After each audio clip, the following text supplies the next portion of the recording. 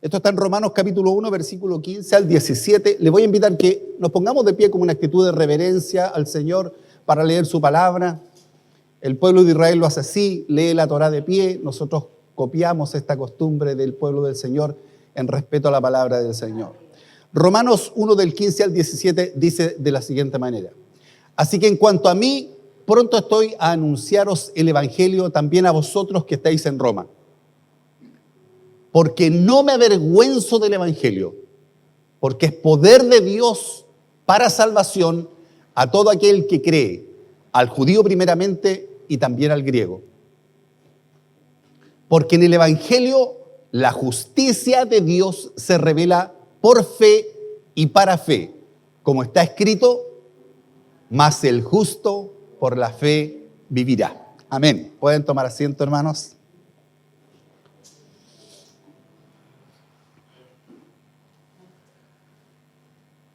Bueno, ha sido noticia estos días la celebración del Día de los Evangélicos, dicen en los medios de comunicación. La verdad es que mucho más que eso, es una transformación histórica que se generó el 31 de octubre de 1517. Ese fue un punto de inflexión. Para los que le pegan a las matemáticas, me acuerdo que nos daba dolor de cabeza, los que somos malos para las matemáticas cuando nos hacían calcular el punto de inflexión. ¡Ay, qué terrible! Pero lo que quiere decir un punto de inflexión es cuando hay una curva que va en una dirección y de repente cambia de rumbo. ¿Por qué hubo un cambio de rumbo en esta oportunidad? Los cambios de rumbo históricos no se producen de un día para otro. Son procesos largos. Y en el caso de Martín Lutero fue un proceso largo, extenso. Un hombre temeroso de Dios, un hombre que buscaba al Señor, monje agustino de oración, de búsqueda de Dios y de una gran capacidad de estudio, hermano. Lutero fue un hombre educadísimo. Siendo muy joven ya era doctor en teología. Y era tan notable en su capacidad que, por supuesto, por su estudio, llegó, por supuesto, a manejar todo lo que son los textos originales en cuanto al lenguaje original. Así que leía griego, leía hebreo, sabía de lenguas antiguas, y él podía tomar los escritos entonces y leer directamente los textos. Fue una de las razones por las cuales él terminó después traduciendo la Biblia para que tuviera al alcance de todas las personas en su idioma propio. El primer idioma al que fue traducida la Biblia fue el alemán, por supuesto. Entonces este monje, mediante su estudio, comenzó a anidar en su corazón un sentimiento tan extraño. Amaba a Dios entrañablemente. Él creía, igual que nosotros, en un Dios de misericordia. Él creía en un Dios todopoderoso que había hecho los cielos y la tierra. Pero sin embargo, a la luz del estudio de la palabra, llegó a un convencimiento que yo no sé si nosotros a veces tenemos esa claridad. El convencimiento de Lutero lo llevó a un punto sin retorno, una situación insoluble. La situación era ser humano lleno de imperfecciones, lleno de pecado, lleno de cosas que desagradan a Dios, tratando de acercarse a un Dios todopoderoso, santo, eterno. Entonces, esa relación comenzó a causar una angustia enorme en Lutero. Y según las enseñanzas que él había recibido desde jovencito en las tradiciones de la Iglesia Cristiana Occidente, entonces, la idea era: ¿cómo yo logro agradar al Señor? Y él entonces se zambulló en esta búsqueda de Dios que tenía que ver con hacer mérito para poder agradar a un Dios santo y perfecto. El tema de él era la culpa, y la culpa le conducía a la duda. Siendo él tan imperfecto, ¿cómo podía acercarse a un Dios perfecto? Y dice la Biblia, Lutero en su memoria reconoce que a veces luchaba y discutía y reclamaba contra Dios, porque había permitido que fuera tan pecador. Entonces Lutero comienza a tener una práctica permanente de confesiones, que era una forma muy usada en ese tiempo. Ir donde un sacerdote, contarle. Y era complicado porque yo creo que a veces cuando tocaba a alguno que le tocaba confesar a Lutero, parece que hacía pasar a otro, porque nadie quería confesarlo. ¿Sabe por qué? Porque él confesaba y confesaba, y pasaban 15 minutos y 20 minutos y 1 hora, 6 horas confesando su pecado, confesando su imperfección. Y luego, por supuesto, venían las formas de tratar de aminorar esta distancia con Dios. Y le aconsejaban el ayuno, le aconsejaban el autosufrimiento, la penitencia. Y él, mientras más se autoflagelaba, mientras más pasaba noches enteras tiritando de frío, tirado en una celda helada, pidiéndole a Dios que tuviera misericordia de un ser tan miserable como él, entonces en esta búsqueda vino la luz del Evangelio a través de la palabra de Dios. Lutero comenzó a meditar en lo que él conocía de la Escritura. Y hoy día hemos leído una porción del libro de Romanos, que precisamente es una de las columnas teológicas de toda la teología de Martín Lutero.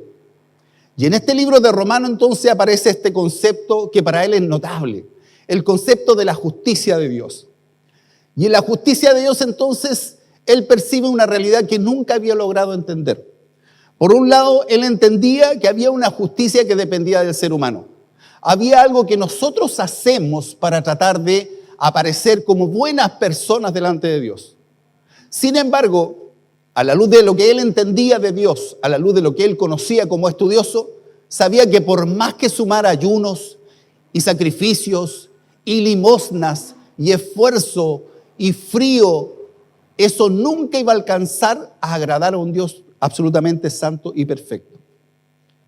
Entonces aparece una verdad en su corazón iluminada por el Espíritu Santo y que tiene que ver con que hay otro tipo de justicia. Una justicia que él declara como una justicia otorgada al que cree. Y esto cambió, transformó totalmente su vida. Justificación por fe, no por obras. Ahora no sé si nosotros de repente, cuando estamos caminando en el camino del Señor, podemos llegar a veces a percibir que si yo soy un buen miembro de iglesia, si cumplo con los requisitos, si soy colaborador, si esfuerzo, si me sumo a los grupos de oración, si a lo mejor soy una persona que a lo mejor estudio un poco, podría con todas esas cosas hacer que Dios dijera, sí, no estás tan mal, estás como postulando a estar en buenas condiciones conmigo. Y si así pensamos, hermano, déjeme decirle que estamos absolutamente equivocados. No existe ser humano que pueda cumplir el parámetro de Dios. No existe ser humano que pueda llegar a hacer las cosas como a Dios les agrada. Al contrario, el Señor nos mira con ojos de misericordia y hay una declaración de la Biblia que dice que Él sabe que somos polvo. Somos seres humanos llenos de errores. Entonces, cuando Lutero descubre esto, le lanzan del cielo un salvavidas espiritual y teológico que él logra entonces hacer como la base de toda su enseñanza. Este salvataje, este salvavidas que le manda el Espíritu Santo es: estoy de acuerdo contigo en que nunca vas a cumplir el parámetro de Dios. Estoy de acuerdo contigo en que por más que te empeñe no lo vas a lograr. Y es más, si fuera de esa manera, entonces ¿para qué vino Jesucristo? Si con lo que nosotros podemos hacer podemos salvarnos, ¿para qué Cristo vino a morir por nosotros? Entonces Lutero se ilumina esta verdad notable que es la salvación por gracia por medio de la fe. El versículo 16 que leíamos plantea una verdad que tiene que ver precisamente con la fe. Y dice Romanos capítulo 1, versículo 16, lo siguiente: porque no me avergüenzo del evangelio, ahí lo tenemos, porque es poder de Dios para salvación a todo aquel que cree. Entonces el primer concepto gigante que nace en el corazón de Lutero, que la salvación es para el que cree y es por medio de la fe, no es por medio de las obras. Y cuando él logra entender esta verdad, logra entender el camino de salvación que Dios ha preparado. Hermano, si nosotros somos sinceros, si nuestra salvación tuviera un 99% de acción de Dios y un 1% que pusiéramos nosotros, ¿usted cree que alguno de nosotros nos salvaríamos? Ninguno de nosotros nos salvaríamos, porque nosotros fracasaríamos en ese 1%. Entonces, necesariamente la salvación es absolutamente un acto de acción de la misericordia de Dios. No depende de nosotros, no hay cosa que podamos hacer. No es que yo, como alguna vez uno escucha con bastante cariño a los hermanos que dicen, no, es que yo tengo que trabajarle a mi Señor para ganarle un lugarcito en el reino de los cielos. Ese concepto, hermano, no tiene nada que ver con lo que dice la Biblia. La Biblia dice que nosotros desde el principio, el rey David, un hombre que dice que desde que fue concebido en el vientre de la madre, desde ahí que es pecador. David dice, Señor, lo he hecho siempre todo mal. Y no hay nada más necesario para nosotros para establecer una relación con Dios que podamos tener conciencia de esta realidad. Entonces, la salvación es al que cree y es por medio de la fe. No es la fe en mis méritos, no es la fe en mis capacidades, no es la fe que yo soy el que más asisto al culto, no es la fe en que yo soy el primero que llego, no es la fe en que yo soy el que más hago aseo en la iglesia, no es la fe en las cosas que hacemos, la fe en la muerte de Jesús en la cruz del Calvario. Eso es lo que nos rescata, el sacrificio del Señor, el amor que vino a darnos Dios a través de su Hijo Jesucristo. La Biblia dice que esta fe o esta justicia es por medio de la fe. Versículo 17, que también lo leíamos para iniciar esta meditación. Dice, porque en el Evangelio la justicia de Dios se revela por fe y para fe. La justicia es por fe. La justicia no es por mérito personal. No sirve trabajar al Señor, no sirve la relación que nosotros tenemos con Dios, el hacer con Dios cosas, o el hacer por Dios o por nuestro prójimo cosas, a veces a nosotros como que se nos enreda la madeja en la cabeza. Pensamos que podemos hacer cosas para que Dios nos vaya poniendo como puntitos y estrellitas de niñitos de buena conducta. Y al final nosotros nos diga, aprobado, pasa al siguiente curso, puedes entrar a la presencia de Dios. Todo eso, hermano, es una equivocación absoluta. La verdad es que el Señor nos mira y siempre nos encuentra falto. Entonces, ¿cuál es la relación de las obras en la obra de Dios con la salvación? ¿Cuál es la relación del acto salvífico con que nosotros vivamos una vida cristiana? Bueno, muy bien lo plantea el libro de Santiago. Cuando alguien ha entregado a Jesucristo su corazón y realmente nosotros le hemos rendido nuestra vida al Señor, lo que va a pasar es que la presencia del Espíritu Santo en nuestros corazones va a cambiar nuestra vida. Pero no somos nosotros, sigue siendo el Señor en nosotros. Es la gloria de Él. Es Él el que produce en nosotros, la Biblia dice, tanto el querer como el hacer por su buena voluntad. Entonces, ¿de quién sigue siendo la honra, la gloria, la alabanza, el reconocimiento? Sigue siendo de Dios, no del hombre. No del hombre. Por lo tanto, hermanos, las acciones de una persona creyente, las acciones de un buen padre, de un buen esposo, son el fruto de la presencia de Dios en nosotros. Como dice el apóstol, ya no vivo yo, sino que Cristo vive en mí. Y si dejo que el Señor maneje mi vida, entonces no va a haber espacio para esos arranques de carnalidad, para esas actitudes de orgullo, para esas actitudes de mezquindad, para esa cuestión de mirarme siempre yo y el beneficio mío no importando los demás. Cuando dejamos que el Espíritu Santo more en nosotros, entonces Dios comienza a transformar nuestras vidas. Cuando dejamos de sentirnos autosuficientes, cuando reconocemos que necesitamos del Señor. Pero a veces nuestra percepción es que nosotros no somos tan malos. Nuestra percepción es que nosotros no estamos tan alejados de Dios. Nuestra percepción es que no, pues yo no soy como el que está reventado allá en la esquina lleno de droga, yo no soy tan malo como él. Pero sabe, a la luz de los ojos del Señor, los seres humanos estamos todos llenos de la misma imperfección. Y la única esperanza que tenemos, hermanos, es creer en Jesús como nuestro Salvador personal. Entonces aparece esta visión nueva en la mente de Martín Lutero, y él comienza a desarrollar un montón de conceptos que son dudas que él tiene.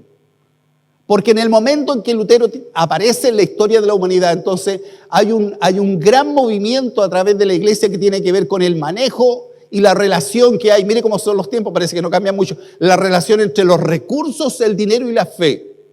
Había una gran necesidad de recursos para construir grandes edificios, entonces lo que se hacía, vender de alguna manera algún tipo de perdón. Cuando la gente depositaba dinero, entonces tenía solucionado su problema con Dios. Y algunos decían que si había personas que estaban en el purgatorio, entonces yo quería sacar a alguien del purgatorio. En ese tiempo estaba esa doctrina que después todo el mundo reconoció como una doctrina que no tiene nada que ver con la Biblia. En el momento en que la moneda caía y sonaba en el fondo, saltaba el alma del purgatorio y salía a la libertad. Mire qué interesante. Y por supuesto esto significaba mucho dinero. Entonces Lutero hace un montón de tesis. Yo tengo un libro guardado en la casa, que son las 95 tesis que están descritas. Entonces ahí hay muchas preguntas que él hace. Si la autoridad del papado romano podía otorgar un perdón para las personas que daban dinero, entonces una de las tesis de Lutero dice, bueno, si el Papa, que yo no lo creo, dice, tiene poder para perdonar a la gente y mandarla del infierno al cielo, Lutero no lo creía, pero si es así, y esa es la tesis de Roma, entonces, ¿por qué no es buena persona y perdona a toda la gente nomás sin cobrarle? Cuando él tiene el poder para hacerlo. Una pregunta que a mí me parece bastante valiosa y bastante aterrizada desde el punto de vista lógica. Tratándose de gente que realmente ama a la humanidad, ¿cómo yo permito que una persona se vaya al infierno simplemente porque no me puso la moneda correspondiente? Es una tesis indudable. Una pregunta que no se puede negar. Entonces, de ahí nace, hermano, esta cantidad de preguntas que van surgiendo y que se van respondiendo a la luz de la Escritura. La duda que a mí me queda, hermano, que después de más de 500 años, porque esto fue en el 1517, hay un poco más de 500 años, los cumplimos hace poco, yo no sé si los que somos descendientes de este movimiento de cristianos protestantes o evangélicos, siquiera entendemos lo que Lutero dijo, o si hemos mantenido los grandes principios que él defendió. Cuando uno busca para hacer un resumen de las grandes verdades mencionadas por Lutero, hay ciertas declaraciones llamadas las 5 solas de Lutero. Cuando era capellán de carabineros, la Natita me hizo las 5 solas y yo se las pegué ahí a los carabineros para que supieran cuáles las 5 verdades. Y ahí tenía mis textos yo en la capilla que habíamos instalado en la primera comisaría de Concepción. Y pasaban ellos y meditaban sobre las 5 solas. Y en estas 5 solas entonces están como las verdades resumidas que tiene Lutero respecto a la fe protestante. La primera sola dice, sola escritura. ¿A qué se refiere esto? Cuando hay dudas respecto a quién tiene la autoridad, cuando hay verdades que a lo mejor se contradicen, cuando de repente la Biblia dice una cosa y la tradición de la iglesia dice otra, la posición de Lutero es, hay una sola autoridad, solo la Escritura. La regla de fe y conducta, el rasero que marca la línea de nuestra vida con Dios, no está marcada por la autoridad pastoral, no está marcada por el obispo, no está marcada por la organización eclesiástica.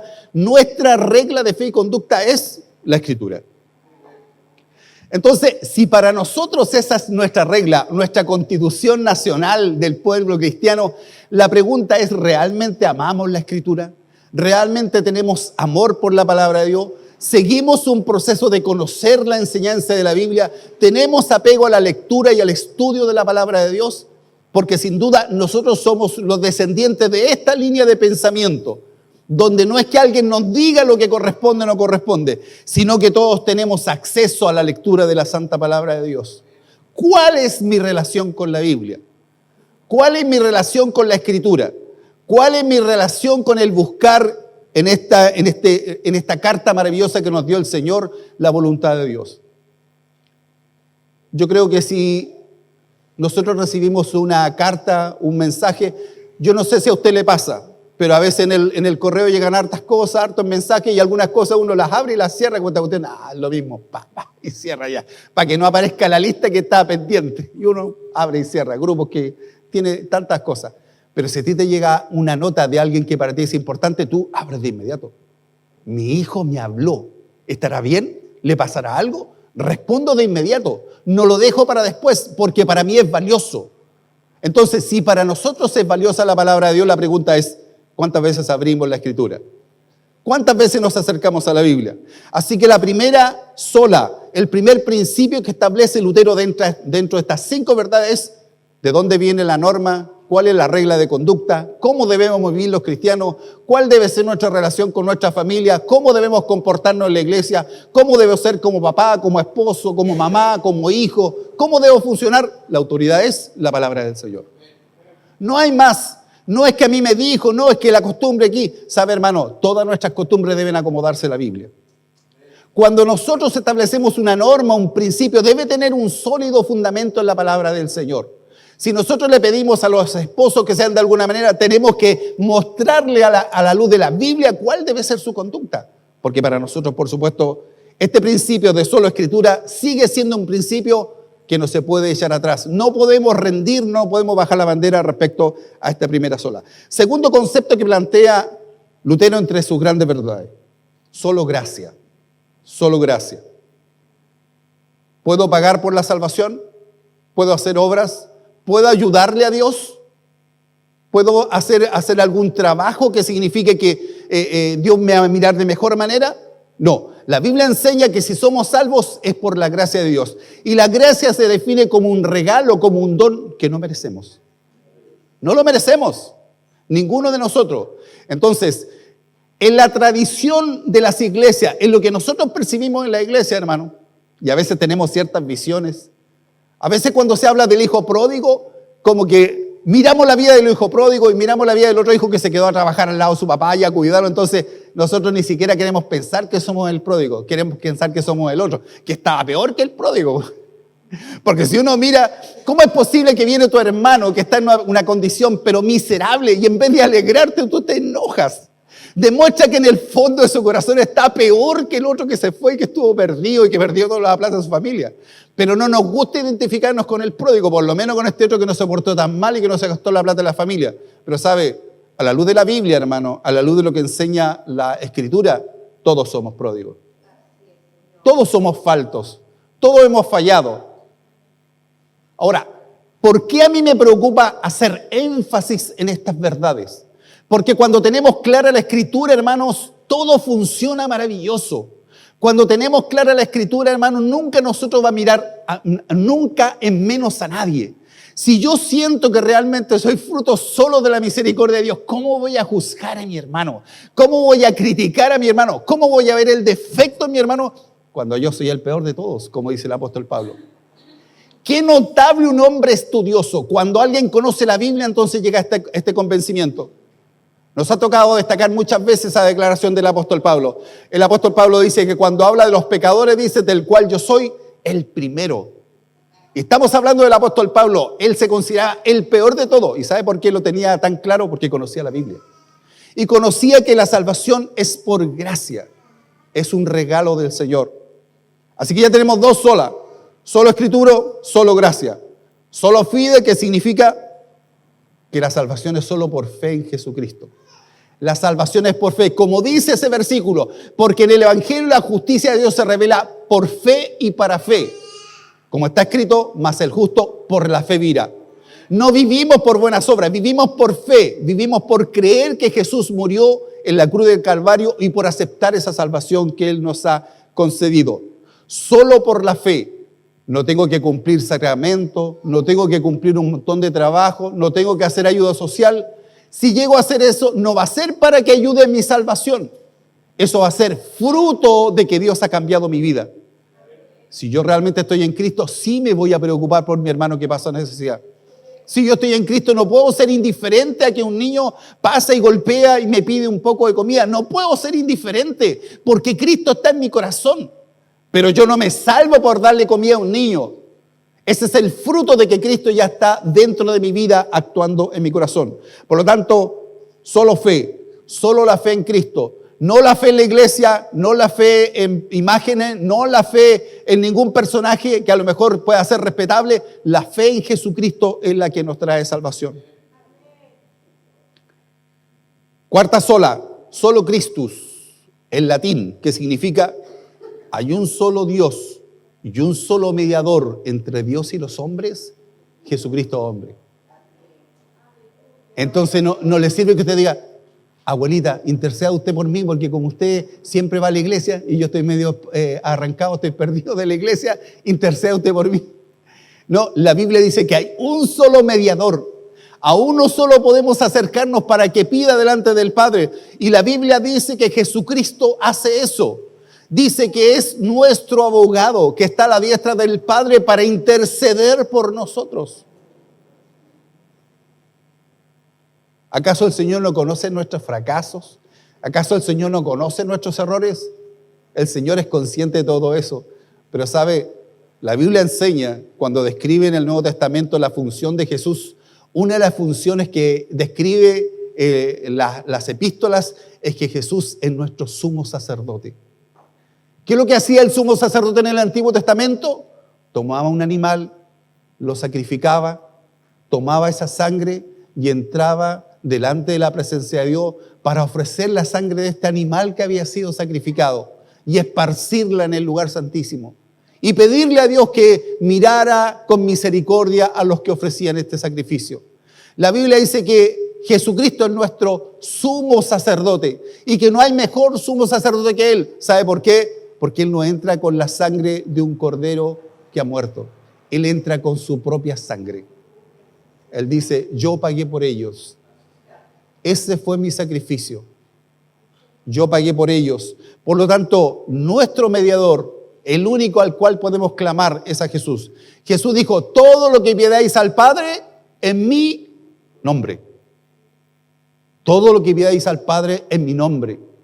Por eso, hermano, es importante siempre honrar el nombre de Jesús, reconocer el nombre de Jesús, agradecer el nombre del Señor, agradecer su misericordia, porque Él es el único mediador entre Dios y los hombres. Quinta y última sola. Soli Dei Gloria, que significa la gloria de la salvación solo se le debe dar a Dios. Entonces, esta verdad que tiene que ver realmente, hermano, ¿a quién honramos? ¿Sabe que últimamente se ha puesto muy de moda? La honra, la reverencia. Nos tocó con mi esposa ir a algunas actividades propias de los días del mundo evangélico y uno veía como casi se codiaban para buscar un lugar lo más cercano adelante y yo no sé para qué tanto, porque al final adelante ni siquiera estaban los pastores, estaban como 20 pastores y el resto puros candidatos nomás. Eso es lo que está adelante en los actos religiosos. Todos los actos, todos los candidatos presentes. ¿Y qué quiere que le diga? A veces uno miraba y como ya uno es más viejo y tiene cierto tiempo, me decía, ¿y este está aquí? Pero si este está a favor del aborto, está a favor de todo lo que significa lo que está en contra, pero está aquí y saludar a los hermanos. Y muchos pastores, un gran abrazo. La Biblia dice, ¿andarán dos juntos si no están de acuerdo? No podemos estar juntos si no estamos de acuerdo. Entonces, ¿en qué lugar está el mundo evangélico que no tiene una posición, que no tiene una claridad? ¿Cuántas personas andan buscando la reverencia? Yo escucho personas que incluso enseñan y predican de esto. La honra pastoral, la honra. Hay que hacerle la reverencia, pues, porque Él es el Padre y la Madre. Dios dijo, a nadie llaméis Padre, solo al que está arriba en los cielos. Él es nuestro Padre. Somos hijos del Señor. Él merece la gloria, Él merece la honra. Y esta sola se refiere a eso, que la gloria de la salvación debe ser dada solo a Dios. Él merece la gloria, Él merece la honra, a Él hay que honrar. Solamente nos arrodillamos delante del Señor, no le rendimos pleitesía a nadie ni las autoridades. Somos hijos de Dios, vivimos en un país libre por misericordia de Dios y nosotros le damos la gloria al Señor. Creo que lo mencionaron más de alguna oportunidad. Como siempre hay que hacer la gestión. Uno dice hay que tener fe, pero uno tiene que hacer su parte. ¿Cuántas veces golpeamos en las puertas de las autoridades para tener lo que tenemos aquí? Un terreno, un lugar, un templo donde adorar al Señor. Me invitaron una cantidad de café, un cafecito, pastor. Ya, un cafecito, a ver si con el cafecito podíamos conversar. Y puras excusas. Entonces, después que lo que el Señor ha hecho de permitirnos levantar este lugar, ¿sabe cuántas gracias le doy al Señor que no le debamos nada a nadie? ¿Sabe cuántas gracias le doy al Señor que nadie nos dio una paleteada ni una ayuda? ¿Sabe cuántas gracias le doy a Dios que no tenga un compromiso con un político, con un adinerado, con un empresario que nos dijo, no te preocupes, yo te regalo el terreno y así tendríamos que hacerle siempre el reconocimiento? Porque todo lo que hay aquí, hermano, vino de la mano de Dios y de la generosidad de nuestros hermanos. Y eso, la gloria es para el Señor, no es para el hombre. La gloria es del Señor.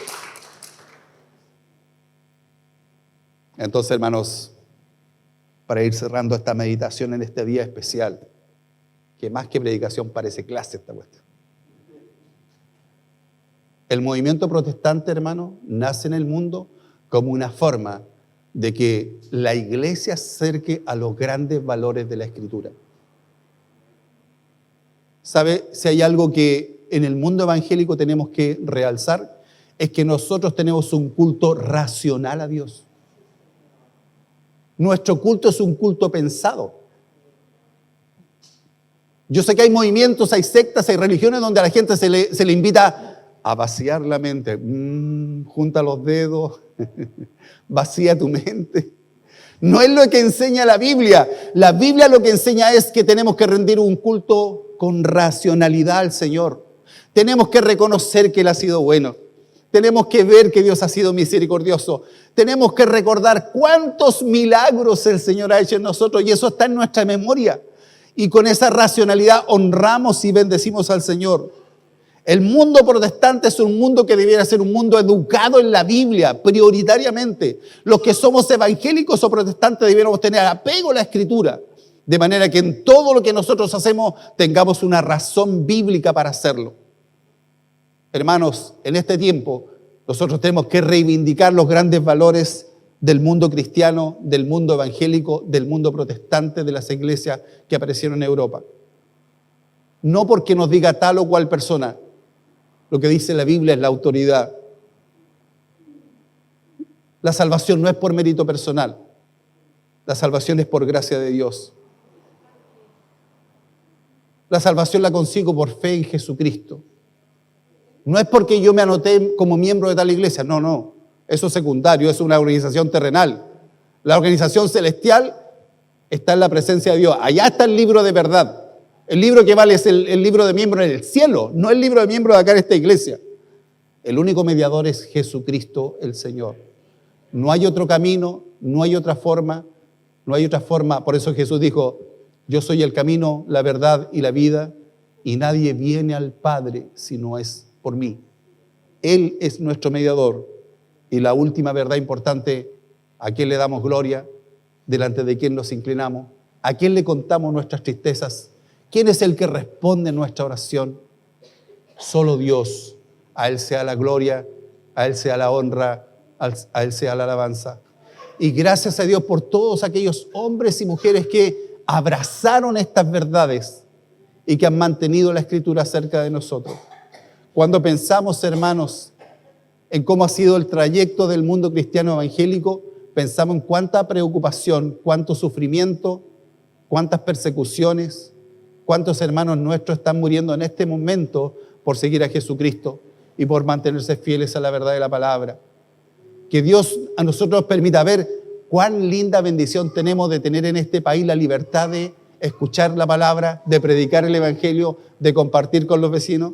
Yo escuchaba y veía a las hermanas que venían contentas después de haber ido a compartir por los vecinos aquí el mensaje de salvación. Qué lindo que podamos hacer eso, hermano. No siempre fue así de fácil. Y recordando a todos aquellos que hicieron la tarea difícil, hoy día quisiéramos hacer una oración antes de pasar a la mesa del Señor, por su iglesia, por los que mantienen estos grandes valores, por aquellos que están perdiendo su vida por mantenerse fieles al Señor. Incline ahí donde está su rostro y tengamos un momento de oración.